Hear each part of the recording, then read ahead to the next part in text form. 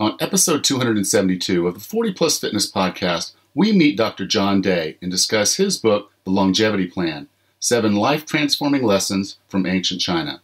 You can find the full show notes for this episode at 40plusfitnesspodcast.com/272. Have you decided you're ready to make a change? To reclaim your health and fitness? The 40 Plus Fitness podcast is here for you. I'm your host, Alan Meisner. I'm an NSAM certified personal trainer with a specialization in corrective exercise and fitness nutrition. Let me be your coach as you find your way on your health and fitness journey. All right, let's go. Hello, and welcome to the 40 Plus Fitness podcast. I'm so glad you're here. Shoulders healing up well.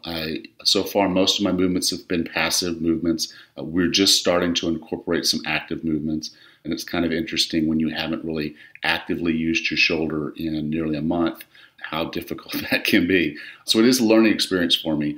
I'm glad that I have a good professional physical therapist that's helping me with all of this. So we are making good progress there. And I'm hopeful. I'll go to the doctor next week, so I should be able to hopefully get rid of the sling, because I can tell you that's a royal pain in the butt to have your arm in a sling most of the day and most of the time, generally. So that's it. Shoulders healing up well. Not much else to report there. I do want to say that I am about to open up for new clients. So if you're interested in potentially training with me, go ahead and send me a message. You can email me at 40plusfitnesspodcast@gmail.com.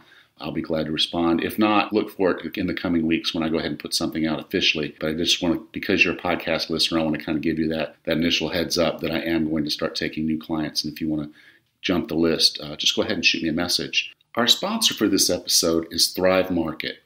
And man, do they have a sweet offer for you. Thrive Market cut out the middleman and offers great organic products at up to 50% off retail. Another thing I really like about them is the convenience.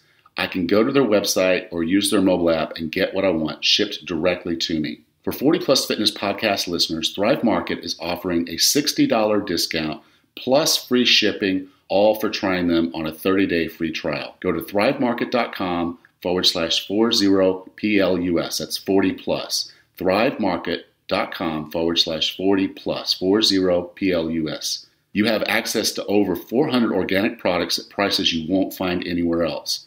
You'll be supporting the 40 Plus Fitness podcast. And when you pay for your membership, which I think you will, you'll be helping Thrive Market provide the same great prices to a low-income family. Please give them a look.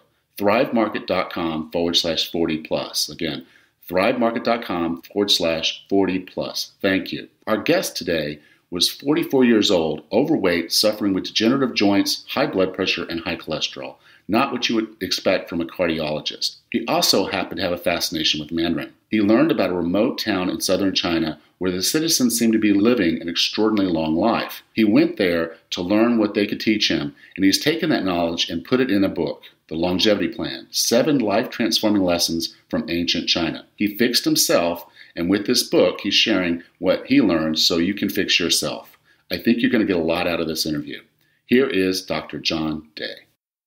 So Dr. Day, welcome to 40 Plus Fitness. Oh, thank you so much for having me on. I love your podcast, and it's an honor to be on it. The book, The Longevity Plan, 7 Life-Transforming Lessons from Ancient China.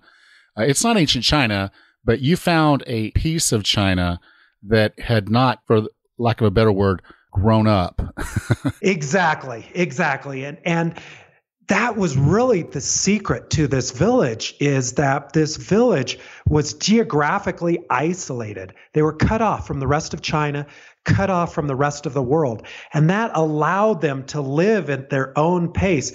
But of course, that's all changed. And even progress has reached this village in the last 10 years. Yeah. And you know, it's funny. I've taken my daughter on a lot of international trips. And so one of the things I want to, again, thank you for is taking me on this trip, because I felt like the stories you were telling, the people you were meeting, and the way you were sharing this, I was there with you and your family, meeting these people, learning their lessons that were told through story. And so I appreciate you telling the stories, because that really brought to life kind of how this all came to be and who they were and what they believed and how they approached life. So again, thank you so much for taking me on this voyage with you, because over and over, because you did over a course of several years. But I took my daughter on several trips, and it was so funny because I took her on one trip to Latin America, and we went down to Costa Rica, and I took her up into the rainforest to like this really remote place. And so every night we were eating what the locals ate. That's what they had. And so we would eat what they would eat. We would hike and do things all day long, very active, and they were too. And it was just interesting because they were, working the land and they were doing things. We were on it. We weren't necessarily working the land with them so much, but just the experience of it.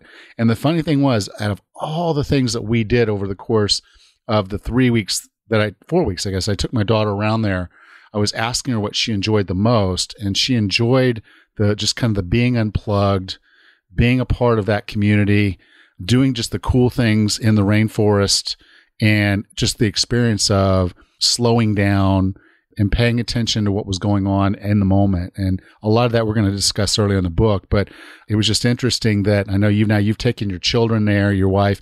So they're learning those lessons today and hopefully, again, benefiting from it from the perspective of the modern life we have today is part of the illness that we're facing, and the ability to disconnect from that and get back to the ancient. I mean, again, I say ancient, it seems kind of silly, but just get back to living. Absolutely. There's so much there. And as you mentioned about travel, my kids say the same thing. We took them there many times, and spending weeks at a time and just slowing down, because that's how you experience a place like this. And the message of the book, as you picked up so well, is not that we all need to move to this little remote village in China to reverse many of the health challenges that we may be facing, but rather applying the principles. We can have the best of both worlds. We can have all that the modern life involves. I know as a cardiologist, I don't want to give up my job as a cardiologist and start doing hand farming, but yet I want all the benefits that they have. So the town we're talking about is called Bapan. And am I pronouncing that right? Because I'm sure it's Chinese. That's very good. Okay. Yeah, Bapan. Very good. Okay. Or they now call it Longevity Village. So yes. Either way is fine. Okay. So this little village is kind of remote because it's located kind of juxta in the mountains, which gives it kind of almost year-round opportunity to farm. They don't eat a ton of meat. They just really kind of have their little remoteness to them. And to get to them it's been very, very hard. Now they're making it easier to get there because China's building out infrastructure. But tell us a little bit about the town and obviously how you found it and how you got yourself there. Because I imagine, particularly as you said in the book, getting there the first time was actually a lot more difficult than you thought. Absolutely. So the story behind all of this, like many people, I enjoyed the standard American diet. Everybody else did. My typical day started off with a free donut, a free bagel, cream cheese, Diet Coke in the doctor's dining lounge of my hospital, and basically every hospital I've ever worked at. Lunch, maybe a slice of pizza, another Diet Coke. And I thought I was fine. This is the free stuff they gave to doctors. And it wasn't until my mid-40s when things started breaking down. And almost overnight, I was on 5 prescription medications. I was battling an autoimmune disease, eosinophilic esophagitis, high blood pressure, high cholesterol. I was overweight. And it just went on and on. I felt awful. And it just got to the point that I couldn't even exercise, which was always the thing I loved more than anything. And I knew something had to change. I speak fluent Chinese, and so I'm frequently asked to keynote cardiac conferences in China, since I'm one of the few Caucasians who gives his cardiac lectures in Chinese. And from colleagues, I learned about this village where they didn't seem to grow old or get sick, and a very high proportion of them become centenarians. In fact, it's the highest concentration, if you will, of centenarians in the world. And so I thought, having treated so many patients who were struggling with all of the same stuff that I was struggling with, we had to figure it out. And it was my wife who urged us to go. As I started getting into the book, I was thinking, okay, this is Blue Zones meets the China study. And I was kind of thinking, okay, but this is a real guy kind of going out there, not just looking at data, but actually meeting the people and learning their stories. Absolutely. Absolutely. And so that process began with a 5-year journey, and we never set out to write a book. That was the farthest thing from my mind. I was trying to fix my own problems and help my patients if I could. And what I learned was just truly remarkable. Now, this village, there are only about 550 people. As you mentioned, it's in the very subtropical area. It's near the Vietnam border, and there are these lush karst mountains. If you've ever seen some of those kung fu paintings, or if you've been to Guilin in China, you know that the scenery that we're talking about. And until about 10 years ago, there was no road in. If you wanted to say buy sugar, buy whatever, tobacco, it was 8 days round trip on foot. And so that geographic isolation allowed them to really coalesce together as a community, which created a very interesting dynamic. They grew all of their own food. They had to, because they had no access to the outside world. So consequently, there was no processed food. There were no added sugars, no tobacco. They didn't have any of the industrial processed oils. They basically just lived off of the land. And that's the kind of the whole point together here is to basically say, not that you have to go back to living on the land, but you've come up and kind of said, okay, if I wanted to boil this down to say, okay, in our modern times, I want to come up with kind of not necessarily rules. I mean, you use them as rules, but I think lessons is to say there are some things that we can actually do for ourselves that you've done for yourself. And there's 7 of them that you've identified immediately to say, okay, if we do these 7 things, they're going to help us live a longer, healthier life, much like the folks here in Longevity Village have. Absolutely. And it's not rocket science here. There wasn't something magical in the water. It wasn't their genes either. And that was part of the research team that I led, is we looked at the genes of all these centenarians and these people. And you know what? Their genes were no different than ours. There are some good ones and some bad ones. But what's remarkable, and what we're learning through epigenetic studies in that, is the lifestyle we live can determine which genes get turned on and which genes get turned off. And that's really what it comes down to, is living in a way so that your body will naturally take care of itself, naturally heal.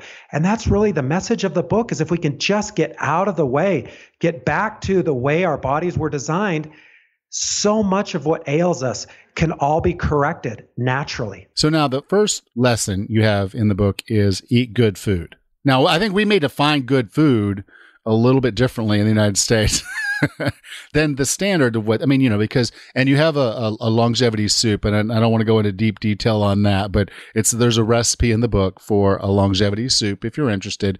But you talk about just kind of how they approach food, and there's just a lot of life lessons, a lot of things that I think we can just take out of this if we start with that first rule of eat good food. Right. And eat good food, basically, it's eat real food would be another way to look at it. In Chinese, and I have in Chinese next to each chapter heading, eat good food in Chinese really means is eat quality food. We don't quite have that same translation for English, but eating food, eating to live rather than living to eat.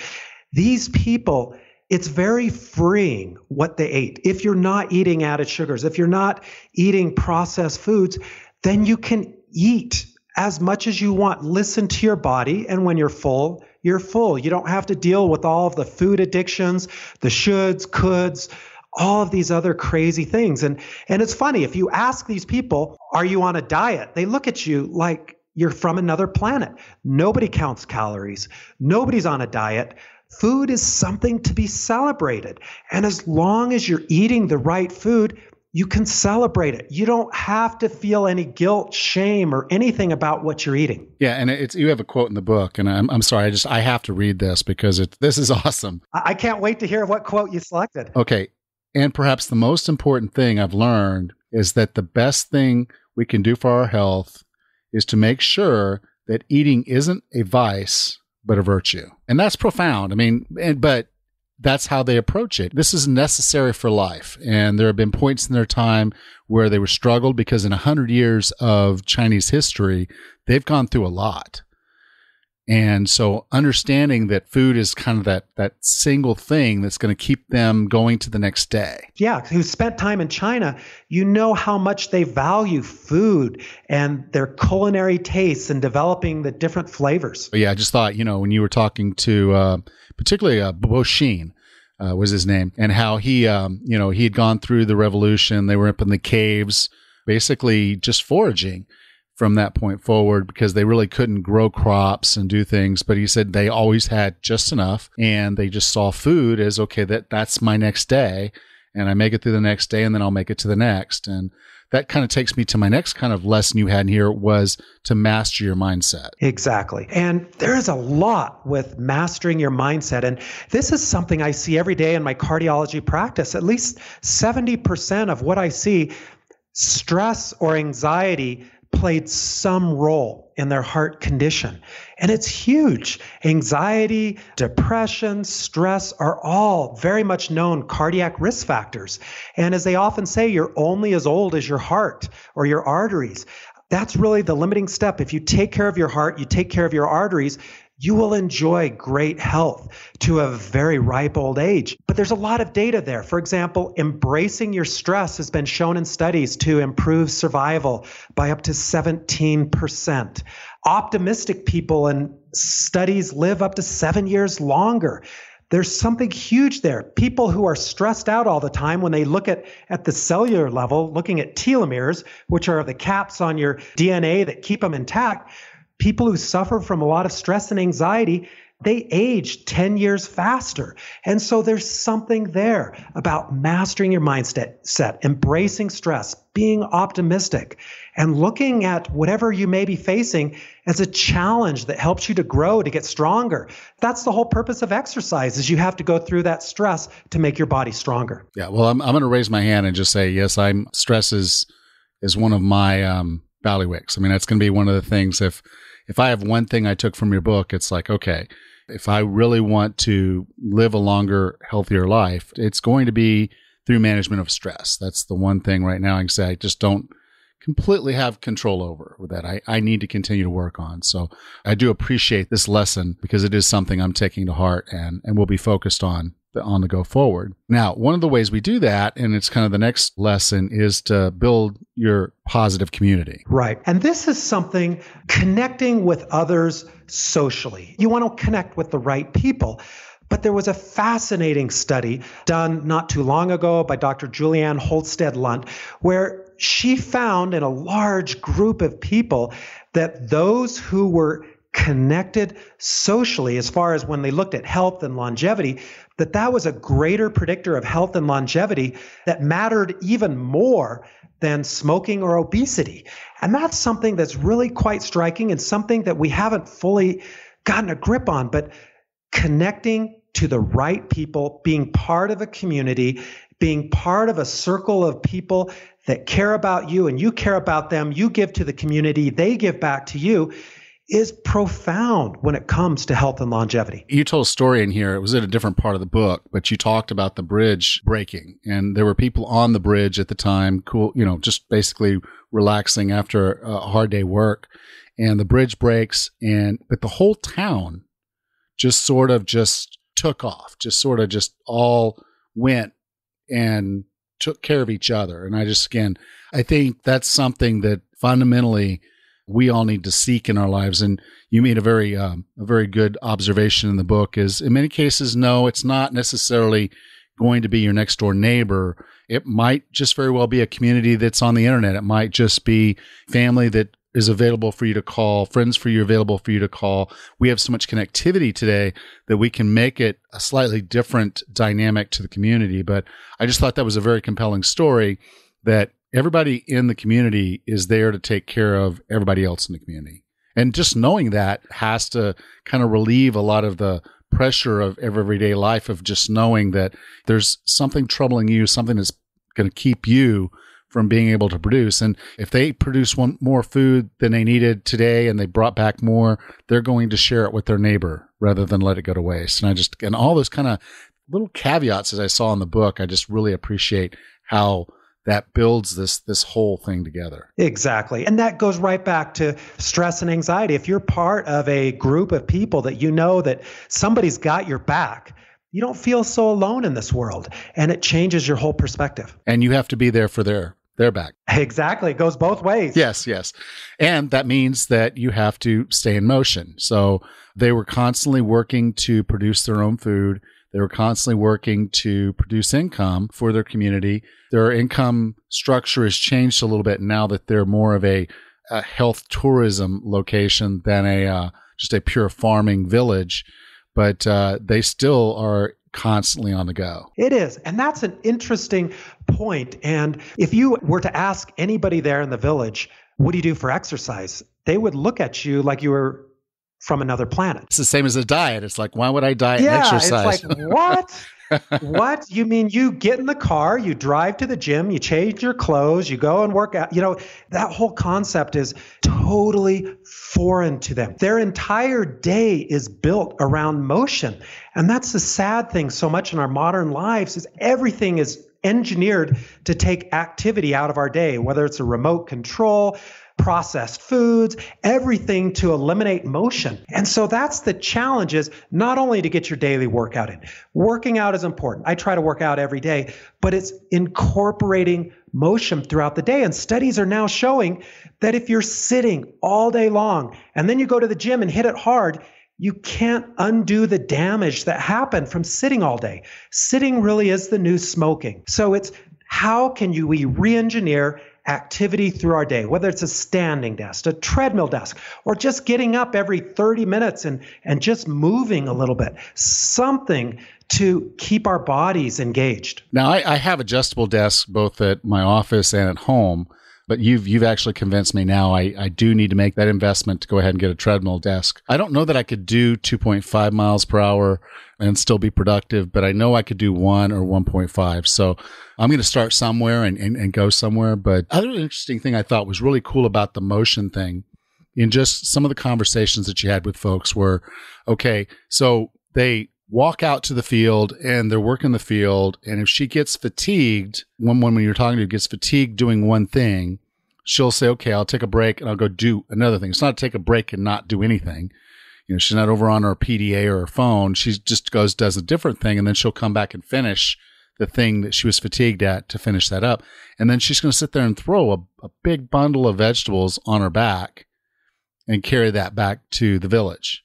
And so what you have is you have a regular constant, I'm just going to say a low stress cardio because they're moving fast enough. They're doing enough that they're active. And then they're lifting heavy things, to bring that bag up on their back and carry it and do those things. So it's really a good mix of kind of the whole, what we would consider the ancestral health fitness regimen, but it's all done to actually produce something. Exactly. And because of that, because their motions are changing throughout the day, they're using all of their muscle groups, you don't see overuse injuries. I didn't see any overuse injuries. Also, as people get older, they're not undergoing joint replacement surgeries or all these others. But the centenarians, their knees don't hurt. It's low impact. They're not thrashing their bodies. They're moving it in a way that was designed to do, and their bodies are very lean. And so consequently, their joints don't take a beating. And like I said, that's, again, it was just fascinating to me as I just listened to some of the stories of how, that went. Now, that's not to say they don't injure themselves and, end up in situations, because it happens. It just happens. And, it's just kind of one of those things of saying they are doing the best they can. And you're 108 years old before you fall and break a hip.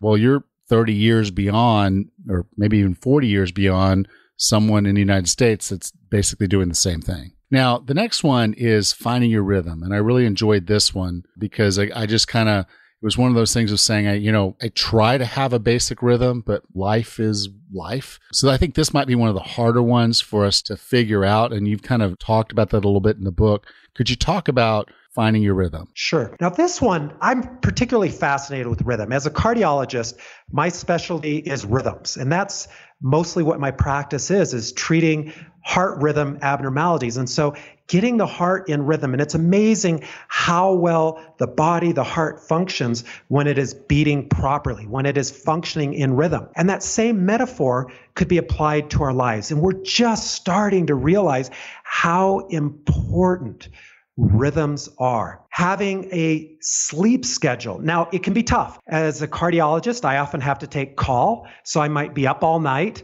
Also, I'm frequently traveling around the world, lecturing at various meetings and shifting time zones, so it can be hard. But whenever possible, to try to maintain that rhythm. And in fact, studies show that people who are able to maintain a circadian rhythm, that it is very protective to their hearts. Shift workers have some of the highest rates of cardiovascular disease. So there's something there. Our body is designed to function according to the sun. Getting that morning sun, getting some natural vitamin D, eating in rhythm. We're just learning about meal timing.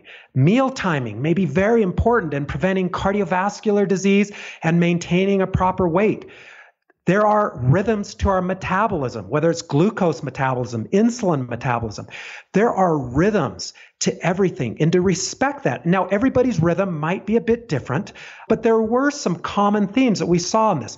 Most of the centenarians, for example, had a light and early dinner, and then they didn't eat for the rest of the night. So they were practicing meal timing as well as intermittent fasting without even knowing what these concepts are. And we're just starting to learn the science behind many of these practices that they've done for millennia without even thinking about them, just because they made sense. And they had a very interesting environment initially. Now they have a lot more electric light and it's all stimulants changing. and whatnot. Yeah, it is. But their environment was pretty much optimal for get up in the morning, have some breakfast, go do your work, come back in, eat your lunch, go back out. And so they had a rhythm to their daily lives. But a lot of that was kind of predicated on having a good environment. Good clean water, good everything else. So can you kind of talk about all that? They had it all. And when we talked about environment, of course, for those of you who've been to China, some of the big cities, sometimes it seemed like an apocalypse. But there in this village, they had clean air, clean water, clean food. They didn't have any GMOs or pesticides until the last 10 years. It's only been a very recent phenomenon. Everything was naturally organic, from their meat to their fish to their vegetables to their fruit. Everything was wild, naturally organic, and it was really a perfect state where all the stars aligned and it all came together for them. But there's more than this, just that. And there is a lot that we can do. We talked a little bit about noise pollution in the book. We talked about having the right gut health, that this is the right environment for us. Also, clutter and the things around us, trying to optimize everything. And we may be in a place where we may not have everything just perfect, but there are things that each of us can do to optimize our environment.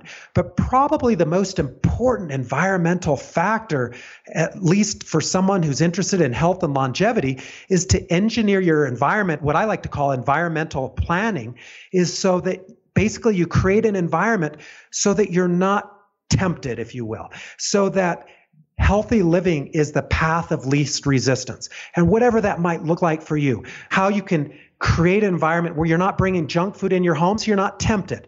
You have maybe your workout clothes set out the night before so that working out in the morning is the path of least resistance. Yeah, I like you had, I think one of the ladies you talked about, her husband agreed to put his junk food somewhere else.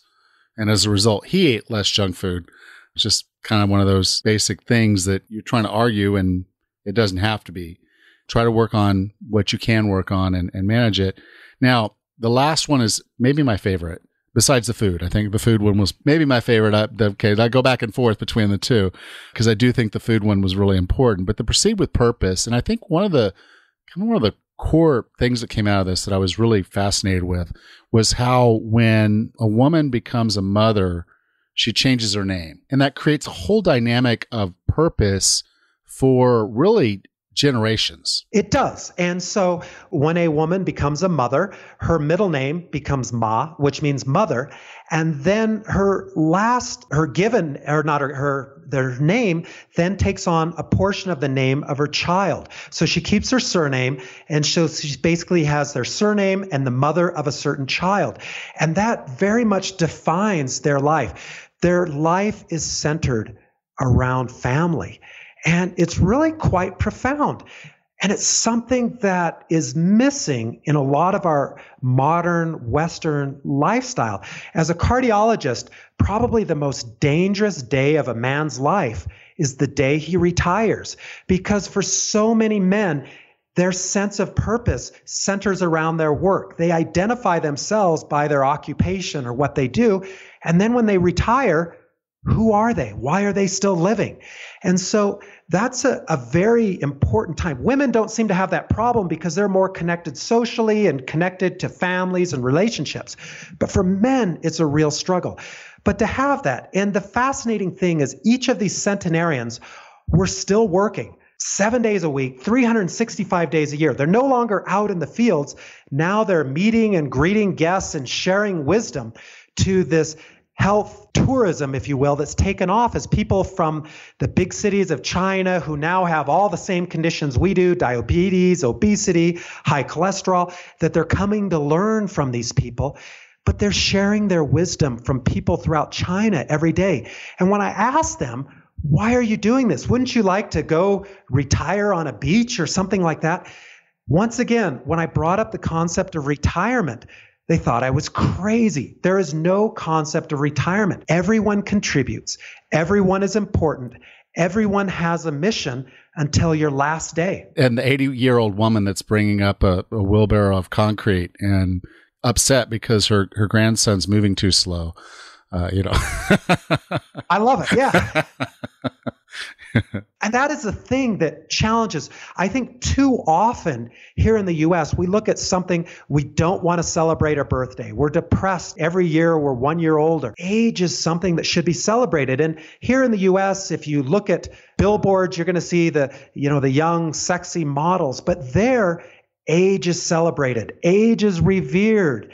And as a result, it's a status symbol. Every extra year you grow older, it's a status symbol. And so when you talk with the centenarians, they will tell you they're living the best years of their lives. They're looking forward to growing another year older. And so it completely challenges our concept of aging. And there have been researchers that looked at this.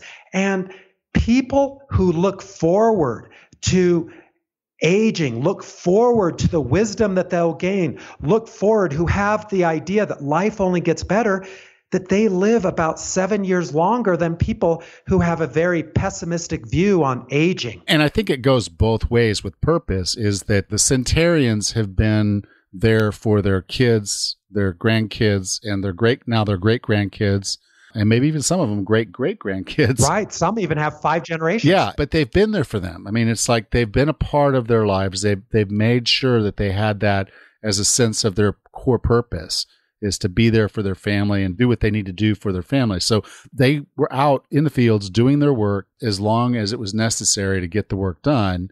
And now they're able to move over and now handle this tourism thing. But it really was one of those things of bittersweet, because they'd almost rather be out there with their family. Exactly. So as you look at this, and that's one of the things we struggled with in this book. And as we talk with people, on one hand, you have progress, but on the other hand, they were losing a lot of their ways and trying to find the best of both worlds. Now, you have a bonus rule. And I love bonus rules. So I'm going to let you tell me what your bonus rule is for all of this, because there's a lot. I mean, with 7 rules, we obviously have a lot to kind of absorb. And I really do encourage folks, this book, The Longevity Plan, is kind of really a game plan.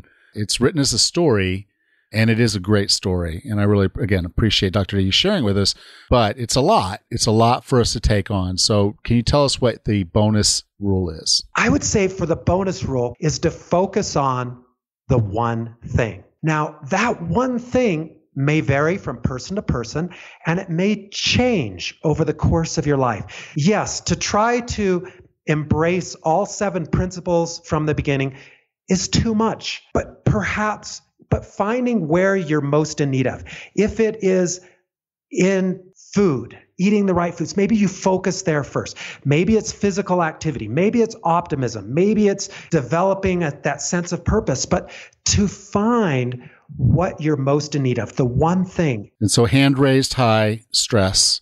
And that's focus mine. there. Yeah. And what works for you, whether it's a change in mindset and embracing it, or perhaps it's adopting meditation or yoga or Tai Chi. Maybe it's prayer. Maybe it's working out in nature. But to find something that allows you to process that. Or maybe it's connecting socially in different ways that helps you with it, and to focus there. And when you have mastered that one, move on to the next thing. That's awesome. So again, Dr. Day, this was brilliant work. I know you didn't go into it planning a book, but I don't think you could have researched a book better. You've taken some great life lessons from some folks that know how to live, are doing it well and doing it for a long, long time. So I want to thank you for being a part of 40 Plus Fitness. If folks want to get in touch with you, learn more about what you do, learn more about the book, get the book, where would you like for me to send them? So first of all, you're welcome to come to my website, drjohnday.com or thelongevityplan.com. They'll both take you to the same place. There with a blog and podcast, we discuss a lot of these things. And even more important, buy the book, The Longevity Plan. 5 years of my life, research, writing, trying to consolidate everything that I've learned is all there in the book in one cohesive package. And so that's where I would start first, is with the Longevity Plan. And then to learn more, come to our website and you can learn more. Again, Dr. Day, thank you so much for being on the show. The book was great. I really enjoyed it. I do think it's a gift to the world. And I'm glad you were able to capture kind of this moment in time that we might have lost otherwise. So thank you so much. Thank you so much for having me. If you enjoyed today's episode, would you please take some time to share it with friends and family? I think we really covered some important things in today's episode that would be really good for a lot of people. And I do want to make sure as many people as possible benefit from this interview. So please take some time today and share this interview. Next time on the 40 Plus Fitness podcast, we meet Don Rose and discuss his book, Average to Epic. Until then, have a happy and healthy week.